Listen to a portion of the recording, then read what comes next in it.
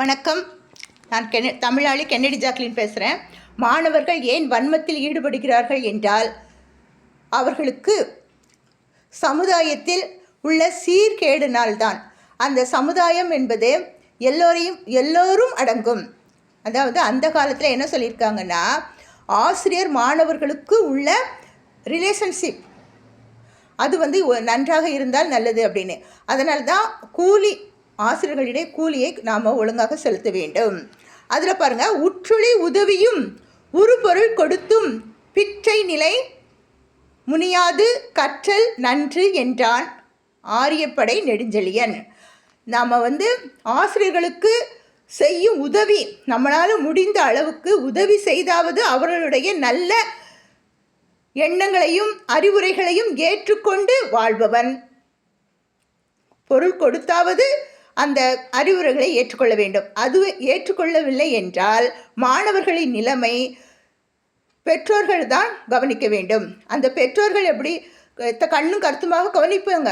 ஆனாலும் அவர்கள் சமுதாயத்தில் சென்று அடையும் போது அவர்கள் சீர்கேடு அடைகிறார்கள். ஏன்னா அவங்க பள்ளிக்கு சரியாக செல்கிறாங்களா இல்லையா, அதை நம்ம கண்காணித்து கொண்டே இருக்கணும். எந்த நண்பர்களுடன் சேர்கிறாங்க அப்படிங்கிறதையும் நம்ம பார்த்துக்கிட்டு இருக்கணும். அதுவும் பார்க்காமல் இருந்தால் இந்த மாதிரி நிலைமைகள் சமுதாயத்தில் ஏற்படும். பாருங்கள், ஒன்றை கொடுக்காமல் படிப்பது கல்வி ஆகாது. இதனையே தேராமல் கற்றது கல்வி அன்று முதுமொழி காஞ்சி கூறுகிறது. நாம் எதையாவது ஒன்று கொடுத்தாவது கல்வியை பிச்சை புகினும் கல்வி கற்க வேண்டும்ங்கிறாங்களே, அது மாதிரி கல்வியை கற்றுக்கொள்ள வேண்டும். கைப்பொருள் கொடுத்தேனும் கல்வி பயிலல் என்கிறது சீவக சிந்தாமணி. நம்முடைய கையில் இருக்கிற பொருட்களை கொடுத்தாவது, நீ தங்கம் கொடுக்கண்டா, வைரம் கொடுக்கண்டா, எது கொடுக்க வேண்டாம்.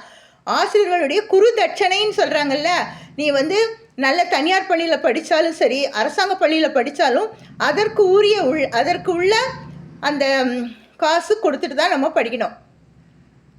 அது நம்ம என்ன நினைக்கிறோம், ஐயோ நான் பணம் கட்டுறேனே, நான் என் பிள்ளைக்கு இவ்வளோ பணம் கட்டுறேனே, அவங்க அப்படி சொல்லிக் கொடுக்குறாங்களே இப்படி சொல்லிக் கொடுக்குறாங்களே அப்படின்னு நம்ம நினைக்கக்கூடாது.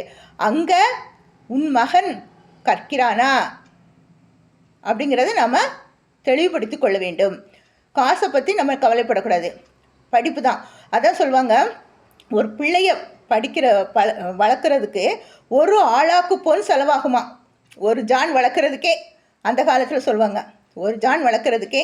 அப்போது நம்ம எவ்வளவு செலவழித்து நம்ம செய்தாலும் அந்த பணம் வீண் விரயமாக போய்விடும்.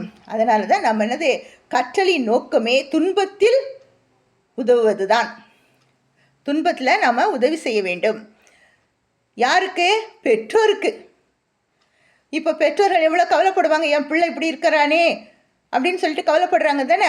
அந்த கவலையை நாம் முறியடிக்கணும்னா எப்படி இருக்கணும்? உற்றுளி உதவியும் உருப்பொருள் கொடுத்தும் பிற்றை நிலை முனியாது கற்றல் நன்று.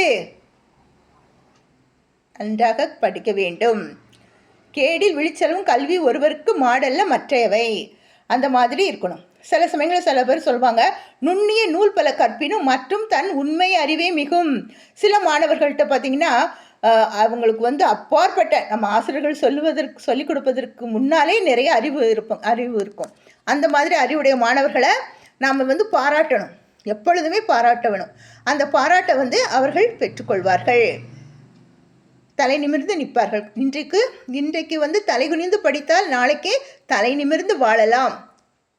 மாணவர்களாகிய நீங்கள் கண்ணும் கருத்துமாக படித்து பெற்றோர்களுக்கும் சமுதாயத்திற்கும் ஆசிரியருக்கும் நல்ல பெயர் வாங்கி தர வேண்டும். மாணவர்கள் என்பவர்கள் மாண்புடையவர்கள், ஆசிரியர் என்பவர்கள் குற்றம் குறைகளை களைபவர்கள். உங்களுக்கு அவங்க சொல்வது கடினமாக தான் இருக்கும், கசக்கும், ஆனால் பின்னால் அது இனிக்கும். சரியா? நன்றி, வணக்கம்.